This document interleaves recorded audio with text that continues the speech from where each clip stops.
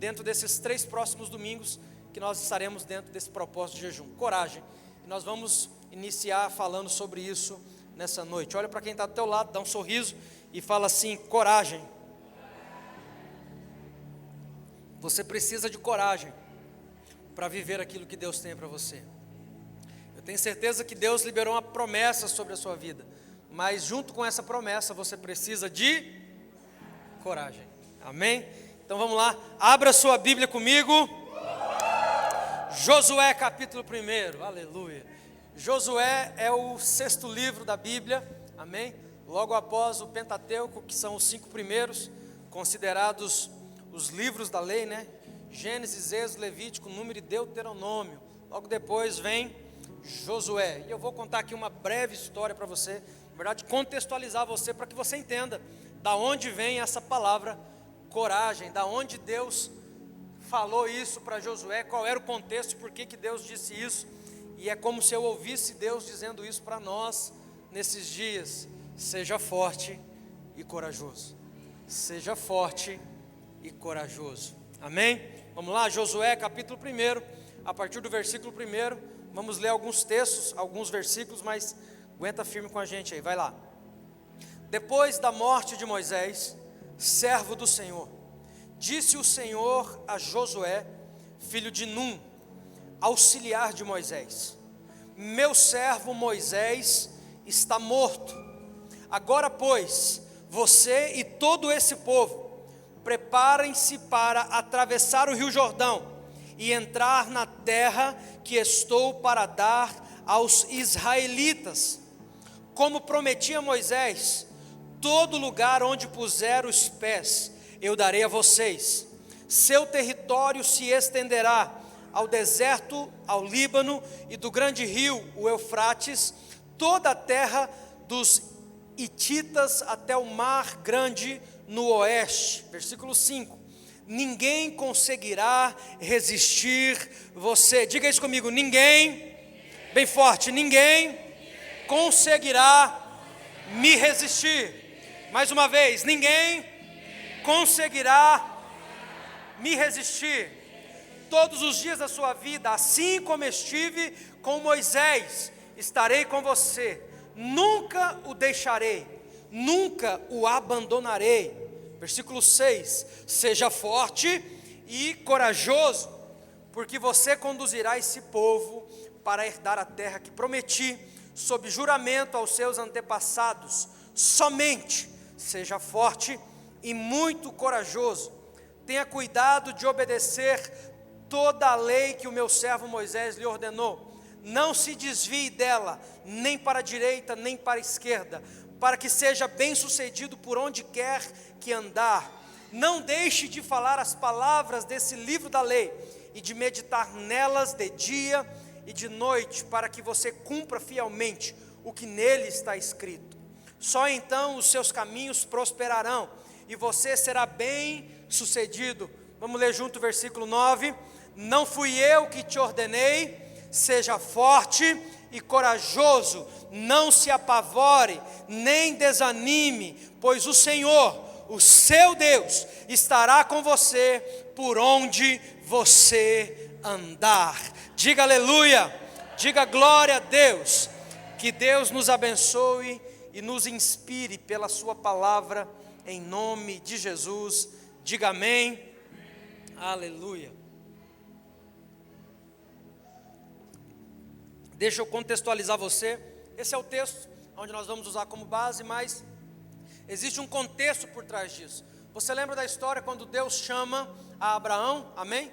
Deus fala para Abraão: sai da sua terra, da sua parentela e vai para uma terra que eu vou te mostrar. Ali Deus chama Abraão e faz uma aliança com Abraão. E nessa aliança Deus promete abençoar todos os descendentes de Abraão. Abraão tem um filho que se chama Isaque. Isaque tem 2 filhos, um se chama Esaú e o outro se chama Jacó. Jacó tem 12 filhos, diga comigo, uau, mais forte, uau.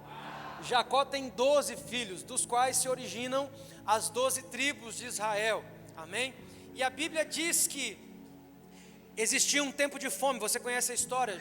Um dos filhos de Jacó era José, que vai para o Egito, lembra da história? vai para o Egito, Deus revela que haveria 7 anos de vaca gorda, 7 anos de vaca magra. Então nesse tempo o que acontece? A Bíblia diz que toda a família de Jacó, os 12 filhos, com Jacó e todo mundo, eles vão para o Egito, para que eles possam escapar da fome. E eles chegam no Egito mais ou menos com 70 pessoas, diga comigo, 70 pessoas. 70 pessoas. E nesse tempo José era o governador, ou seja, o irmão deles era o governador. E eles viviam como príncipes, viviam de forma abençoada e abastada. Porém, José morreu, o governador da época morreu, se levantou outro governador que não conhecia os princípios de Deus e aquilo que José havia feito, e começa a escravizar a família de José e os filhos de Jacó. E nesse momento então, o povo de Israel, que estava dentro do Egito para ser alimentado por conta da fome, passam-se os anos, eles ficaram lá por 400 anos, agora eles são escravizados. Diga comigo, escravizados. Eles são escravizados pelo Egito e pelo faraó da época. E a Bíblia diz que eles trabalhavam tanto que os animais eram poupados para que eles pudessem trabalhar. Ou seja, eles trabalhavam mais do que os animais. Essa era a realidade. E eles começam a clamar a Deus para que Deus levantasse um libertador, presta atenção. A Bíblia diz que Deus levanta um homem chamado Moisés. Diga comigo, Moisés. Esse mesmo. Moisés, ele se torna o libertador desse povo. A Bíblia levanta Moisés e manda Moisés ir falar com o faraó. A Bíblia diz que Moisés vai e fala, olha, liberta o povo, libera o povo de Deus para que possam adorá-lo no deserto. E começa aquele negócio, tem as 10 pragas, lembra? Estou contextualizando você, amém? Então nós chegamos nesse ponto, aonde Moisés vai até Faraó. Faraó libera depois das 10 pragas, libera o povo vai pelo deserto, né? O mar se abre, eles passam, Faraó vem atrás e morre todo mundo, vira aquela bagunça. Porém, depois que Moisés tira o povo do Egito, ele tinha tirado o povo do Egito, mas ainda não tinha colocado o povo na terra prometida. Presta bastante atenção aqui. E a Bíblia diz que o povo murmurava muito, reclamava muito. Toda vez que nós reclamamos, nós abrimos a porta para que o diabo entre e atrapalhe aquilo que Deus está fazendo. Olha para essa pessoa do lado e fala assim, toda vez que você reclama, meu amado, você está abrindo a porta o diabo bagunçar com a sua vida. Então vigia, vaso, e para de reclamar. Eles ficam perambulando pelo deserto, por quanto tempo? 40 anos. E quando termina os 40 anos, a Bíblia diz que Deus aparece para Josué. Agora sim chegamos no texto que nós lemos. A Bíblia diz que Deus chama Josué e fala assim, Josué, o meu servo Moisés morreu. Agora você é escolhido para fazer esse povo entrar na terra prometida. E agora você imagina, a Bíblia diz que Josué era um general de Moisés, era um dos líderes de Moisés. Agora imagina você ser acordado por Deus, dizendo que o seu líder havia morrido, e que agora chegou a sua hora de liderar o povo para entrar na terra prometida. Você está entendendo o contexto? Por que Deus falou 3 vezes? Seja forte e corajoso. Porque a parada não era fácil, irmão. Porque aquele povo era muito murmurento, eles murmuravam demais, eles reclamavam demais. Josué viu tudo isso no deserto. Agora imagina Deus chegando e falando assim, ó, Moisés, que foi o homem que abriu o mar vermelho, que foi o homem que o rosto ficava resplandecente com a minha glória, que todo mundo respeitava, mas ainda assim o povo se levantava contra ele para murmurar, esse aí morreu. Agora eu quero levantar você, para você conduzir esse povo para entrar na terra prometida. Eu fico imaginando, irmão, o Josué falando assim, Jesus, você tem certeza que é comigo mesmo? Você deve ter errado a tenda, vai lá na outra tribo, vai falar com outra pessoa, não sou eu. Porque era muito difícil aquilo que Deus estava falando. Por isso que durante 3 vezes na conversa, Deus olha e fala, seja forte e corajoso. Olha para o irmão lá e fala assim, você precisa ser forte e corajoso. Quem está me entendendo até aqui diz amém? Amém? Esse era o contexto. Por isso Deus precisou falar e repetir várias vezes, olha, eu quero que você lidere o povo para entrar na terra. Mas você só vai conseguir fazer isso se você for forte e corajoso. E é aqui que nós começamos a nossa série, Coragem, porque eu tenho certeza que Deus já nos tirou do Egito, amém, queridos? Em Cristo Jesus, Deus já nos tirou do Egito, mas nós ainda não entramos na terra que Deus prometeu para nós. E acredite, Deus irá nos colocar na terra que Ele prometeu para nós. Deus irá colocar você, a sua família, a sua casa, na terra que Ele prometeu para você. E isso vai acontecer. E se você crê nisso, diga aleluia. Agora a pergunta é: o povo não entra na terra sem que se levante os Josués. A grande pergunta é: aonde estão os Josués da nossa geração? Aonde estão aqueles que vão dizer assim: deixa comigo, Deus, eu estou com medo, mas eu vou obedecer a ordem de ser forte e de ser corajoso. E se o Senhor está dizendo que eu posso, então eu posso. Nós vamos para cima e nós vamos colocar o povo na terra prometida. Você é o Josué da sua família. Eu vou dizer de novo, você vai dar glória a Deus. Você é o Josué da sua família.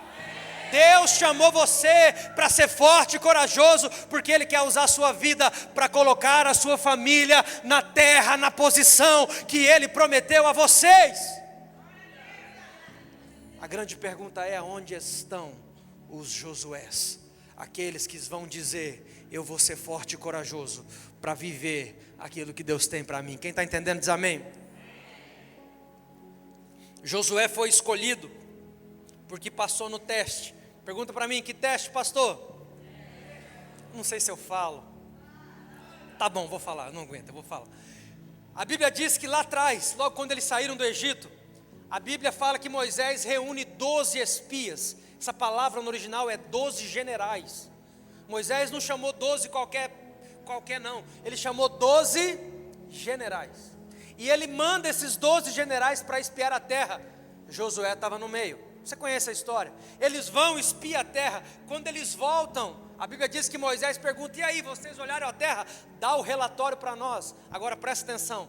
Quando a família de Jacó entra no Egito, eles eram 70 pessoas.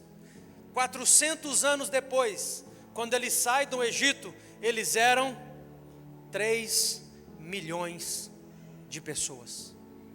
3 milhões de pessoas. Você sabe o que é você governar, direcionar 3 milhões de pessoas no deserto, irmão?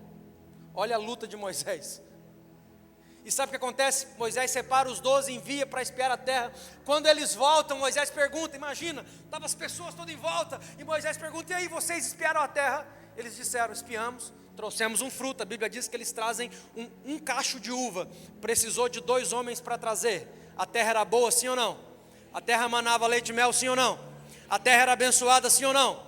Imagina um cacho de uva, 2 homens para trazer. Mas aí eles falam assim: a terra é abençoada.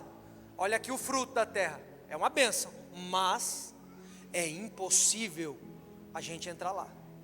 Porque os exércitos que habitam aquela terra são poderosíssimos. Moisés não tem jeito. 10 espias começaram a falar isso. Não eram 10 homens quaisquer, eram homens de guerra. Agora imagina 10 homens de guerra falando para toda uma congregação, dizendo assim: não vai ter como a gente receber aquilo que Deus prometeu para nós. Você consegue imaginar o alvoroço que começa a causar? Imagina o marido olhando para a esposa e falando assim: ó, não vai dar. Os meninos vão morrer se a gente tentar lutar contra eles. Nós vamos ter que voltar para o Egito. É melhor a gente voltar do que tentar, porque eles são fortificados, eles têm grandes muralhas, o exército deles são poderosos. Vamos voltar, não dá. Esse foi o teste. 10 falaram que não tinha jeito, mas a Bíblia diz que 2 homens. Quantos homens? Josué e Calebe. A Bíblia diz que eles fizeram calar o povo. Imagina 3 milhões de pessoas. Quieta! Deixa eu falar para vocês. A Bíblia diz que Josué cala o povo e começa a dizer: Deus tem se mostrado fiel conosco no deserto. Deus abriu o mar vermelho e nós passamos. Deus tem colocado uma coluna de fogo durante a noite para nos aquecer, uma coluna de fumaça durante o dia para o sol não nos queimar. Deus tem feito água sair da rocha. Deus tem nos abençoado.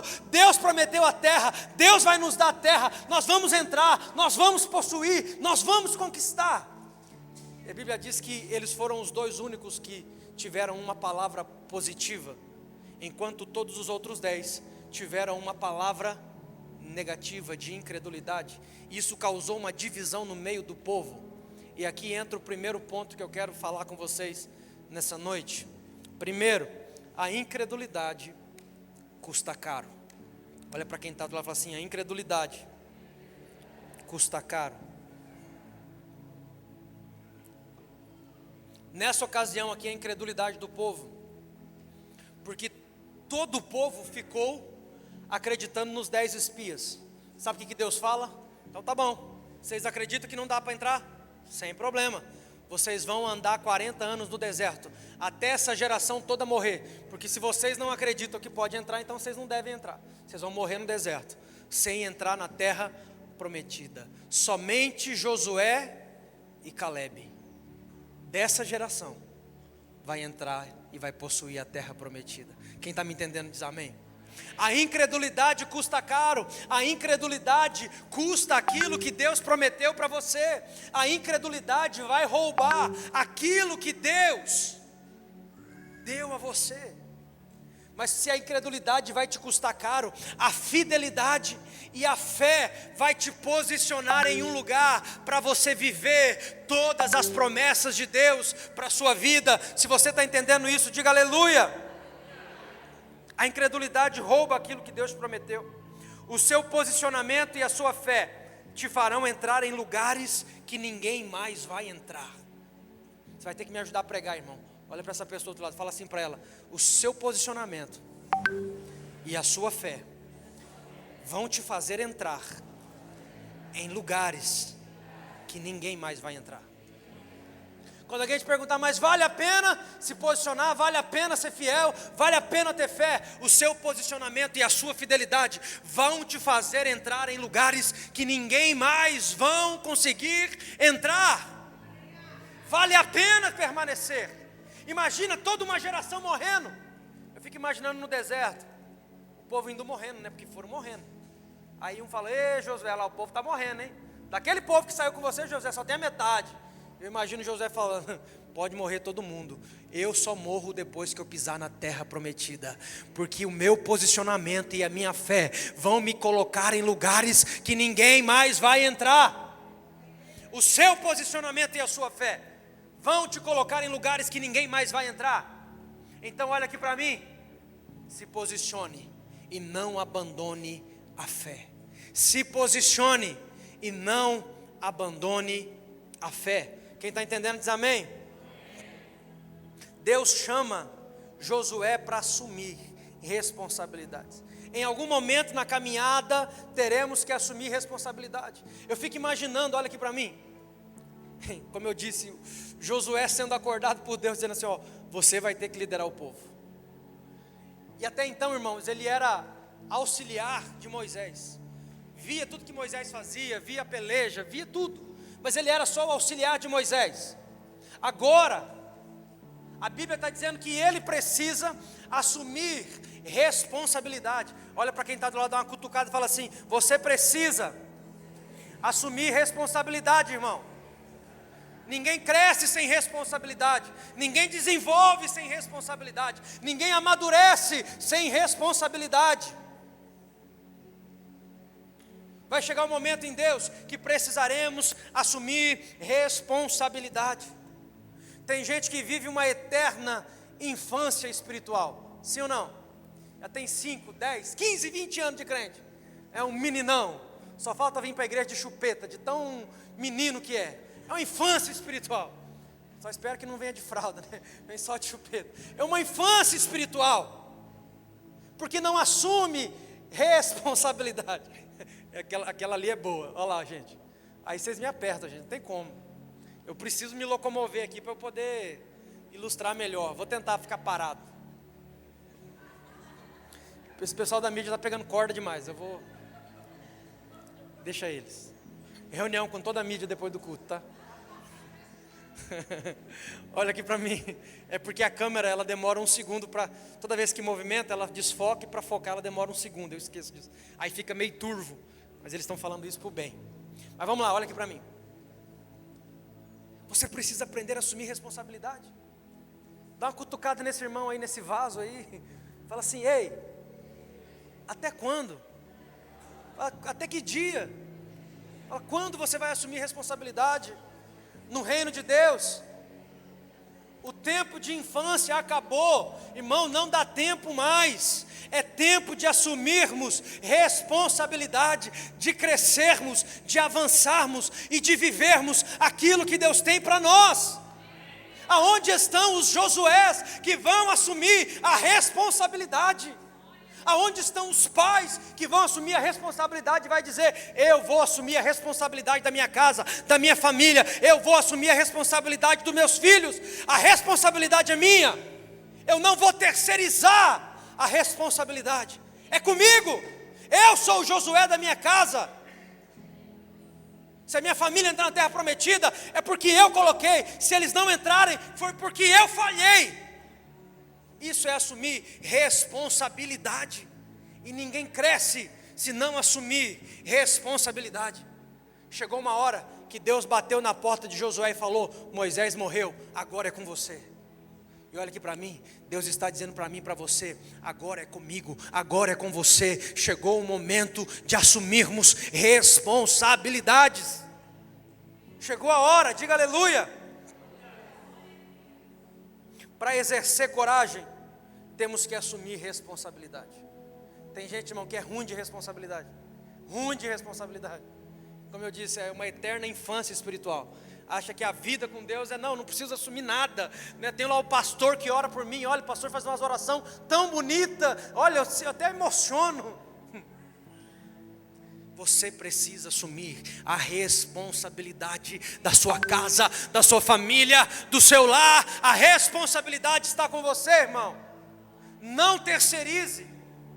Fala para o bonitão do seu lado, fala assim: não terceirize a responsabilidade que Deus te deu. Segundo,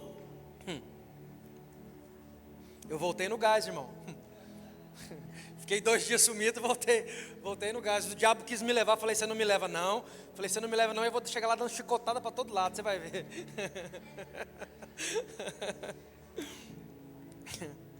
Segundo, presença não é sinal de aprovação. Presença de Deus não é sinal de aprovação. Josué 1, versículo 5, coloca para mim.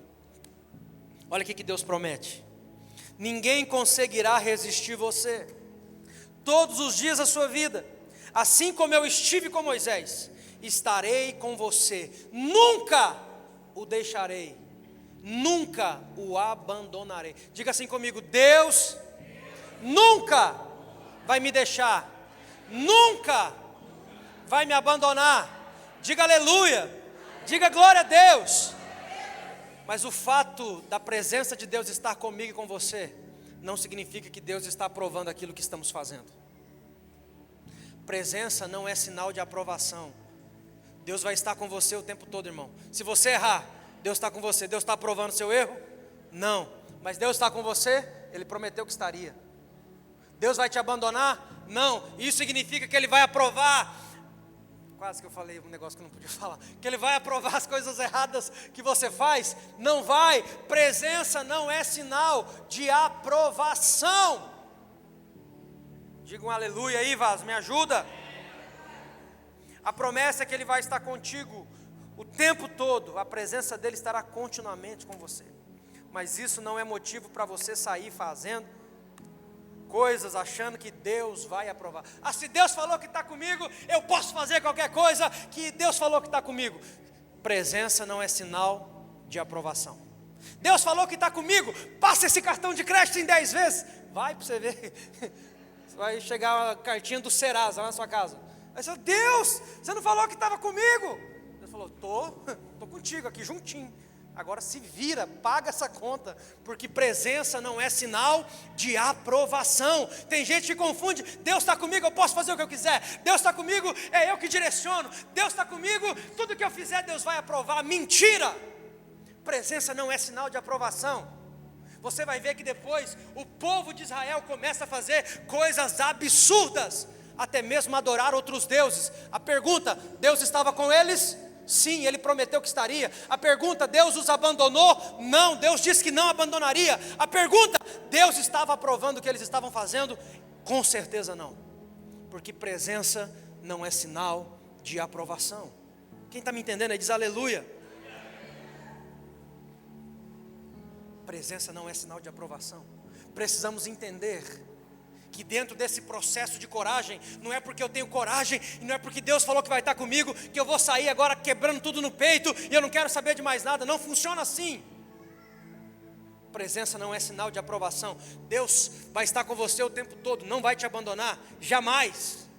Estará com você, mas Ele só aprova aquilo que você faz segundo a vontade dEle, porque Ele sabe que a vontade dEle para a sua vida é boa, perfeita e agradável, e nela não há nenhum engano. Diz aleluia.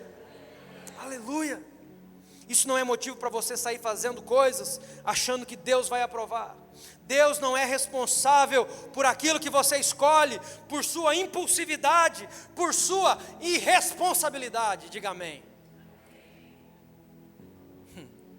Não, Deus falou que vai estar comigo. Eu vou. Vai. Deus não é responsável pelas escolhas erradas que você faz. Mas pastor, Ele falou que vai estar comigo, e vai. No erro, na falha, você lá todo quebrado, todo arrebentado. Pode ter certeza, irmão, Deus nunca vai te abandonar.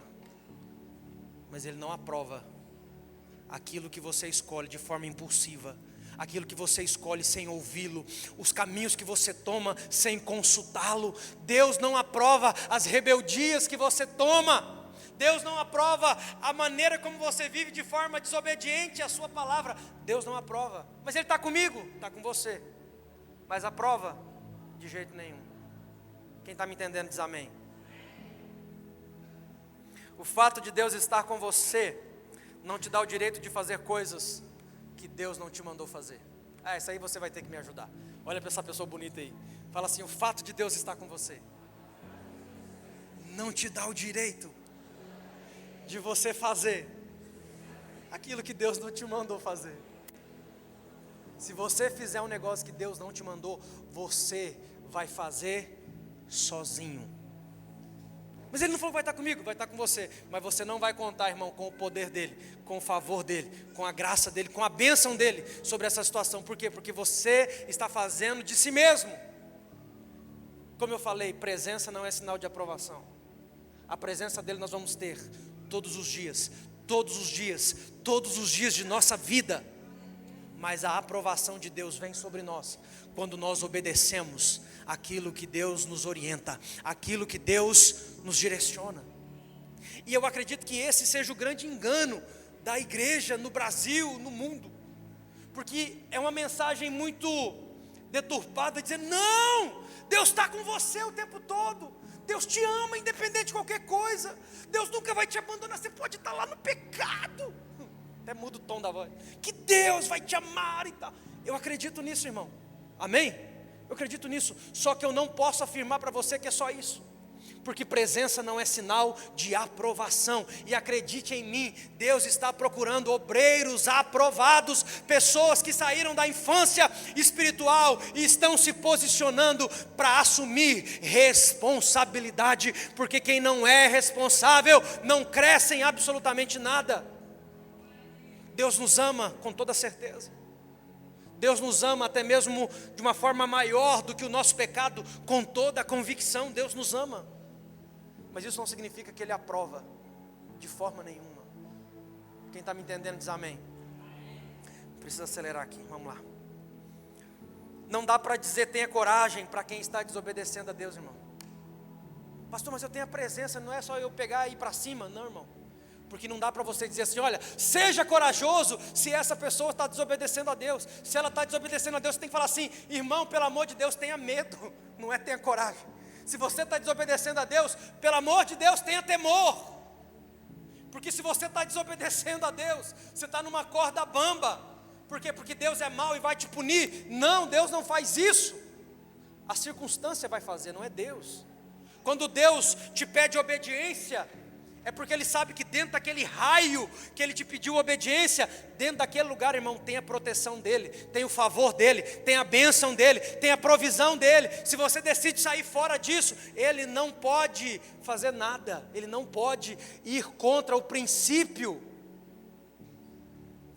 aonde nós temos livre-arbítrio para escolher.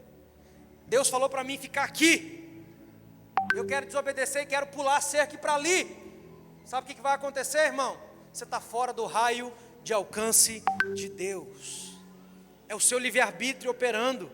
Amém? Quem está me entendendo diz amém. Quem está me entendendo diz aleluia. Então não dá para dizer tenha coragem, se a pessoa está desobedecendo a Deus. Se está desobedecendo a Deus, eu digo, tenha temor, tenha medo. Tenha medo. Porque o único lugar de segurança que existe para mim e para você é dentro da obediência de Deus. Olha aqui para mim, a obediência não nos restringe, a obediência nos protege. Obediência não é para restringir você, é para proteger você. Quem está me entendendo diz amém. Você precisa de coragem para perseverar naquilo que você quer, você precisa de coragem para perseverar não naquilo que você quer, mas naquilo que Deus mandou. Às vezes queremos perseverar naquilo que a gente quer, e nem sempre aquilo que eu quero é o mesmo que Deus quer, irmão. Escuta aqui, olha aqui para mim. Persevere naquilo que Deus mandou, porque nesse lugar tem bênção para a sua vida. Persevere dentro daquilo que Deus te direcionou. Por quê? Porque nesse lugar tem favor e provisão abundante para a sua vida, para a sua casa e para a sua família. Quem está me entendendo diz aleluia. Persevere naquilo que Deus falou. Você vai precisar de muita coragem para perseverar no que Deus falou. Por isso o texto diz 3 vezes: seja forte e corajoso.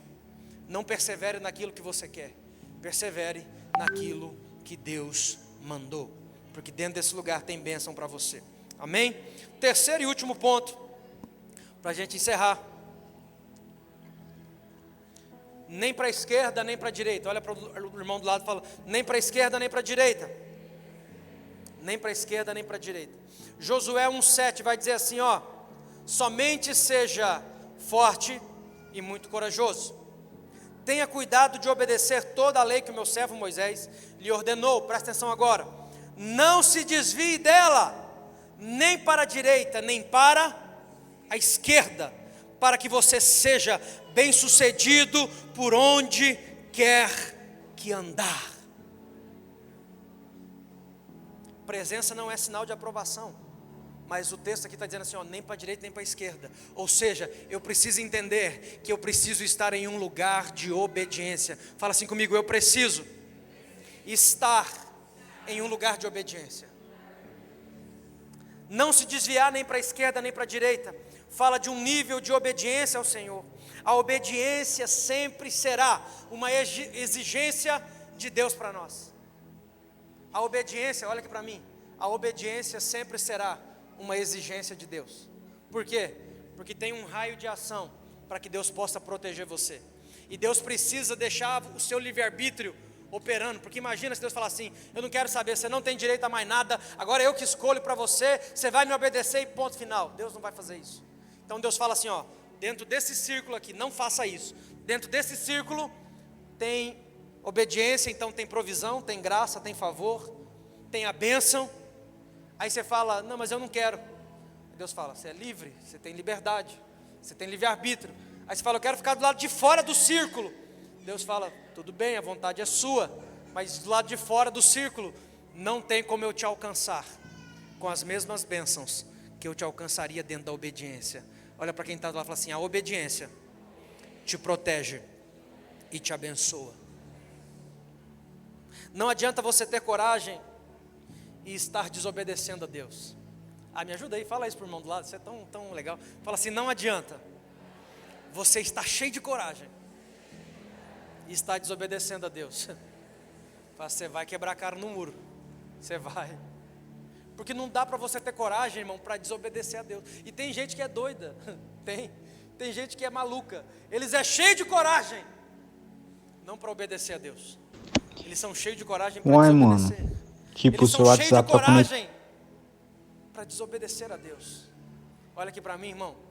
Nem para a direita, nem para a esquerda. Faz assim comigo. Nem para a direita, nem para a esquerda. Isso significa o quê? Obediência. Obediência. Ou seja, eu preciso ser forte e corajoso, mas eu preciso estar dentro de um lugar de obediência. Obediência a Deus, obediência aos princípios de Deus, porque dentro desse lugar, aí sim, irmão, eu posso ser forte e corajoso, porque eu serei o Josué da minha geração, eu serei o Josué da minha família, eu serei o Josué da minha casa, eu serei o Josué da minha igreja, eu serei o Josué que vai colocar o povo dentro da terra prometida.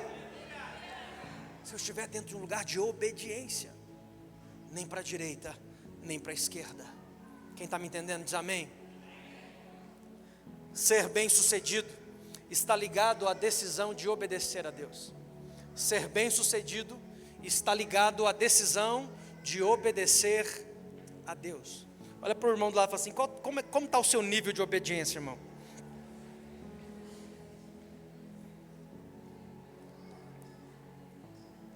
Nem para a direita, nem para a esquerda. Deus falou, está falado, irmão, acabou. Eu vou obedecer, porque eu sei que dentro do lugar de obediência, dentro de um lugar de obediência eu posso ser forte e corajoso. Dentro de um lugar de obediência eu posso ser forte, corajoso e posicionado, porque eu estou dentro da graça e dentro do favor de Deus para a minha vida. Dentro desse lugar de obediência. Deus nos ama, sim. Deus está conosco, sim, o tempo todo. Deus nunca irá nos abandonar, não. Mas a obediência é inegociável para Deus. Eu não sei você, irmão. Eu não quero apenas a presença de Deus. Eu quero a aprovação de Deus em tudo aquilo que eu faço. Não apenas obediência, mas aprovação. Porque a presença, não apenas presença, mas aprovação. Porque presença, irmão, desde o dia que você creu em Jesus e aceitou Jesus, você vai ter a presença de Deus todos os dias da sua vida. Mas a aprovação de Deus você tem quando você se posiciona em obediência àquilo que o Senhor falou para você. Quem está me entendendo diz amém. É impossível entrar na terra prometida sendo corajoso em desobedecer a Deus. Para entrar na terra prometida, irmão, requer obediência. Eu preciso ser forte e corajoso em obedecer aquilo que Deus direcionou para a minha vida. Se coloca de pé no seu lugar, por favor. Quero finalizar lendo Josué 1:9, que vai dizer assim: não fui eu que lhe ordenei, seja forte e corajoso. Não se apavore, nem se desanime, pois o Senhor, o seu Deus, estará com você por onde você andar. Seja forte e corajoso. Seja forte e corajoso em obedecer ao Senhor. Olha para esse irmão do lado aí, acho que pela última vez hoje. Fala assim: seja forte e corajoso. Mas seja forte e corajoso em obedecer ao Senhor. Seja forte e corajoso em obedecer ao Senhor. Porque isso vai garantir para mim e para você bênção, graça, favor em todas as áreas da nossa vida. Acredite, irmão, não existe prosperidade fora da obediência de Deus. Não existe, não existe. Prosperidade não. Não existe prosperidade. Não existe ser bem sucedido fora da obediência de Deus. A obediência não é para te limitar. A obediência é para te proteger. Quando você obedece, você está protegido. Quando você obedece, você está dentro do limite aonde Deus pode abençoar, derramar graça, derramar favor, aonde Deus pode te favorecer, te abençoar. Você nunca vai perder em obedecer ao Senhor, nunca. Feche seus olhos, eu quero orar com você, em nome de Jesus.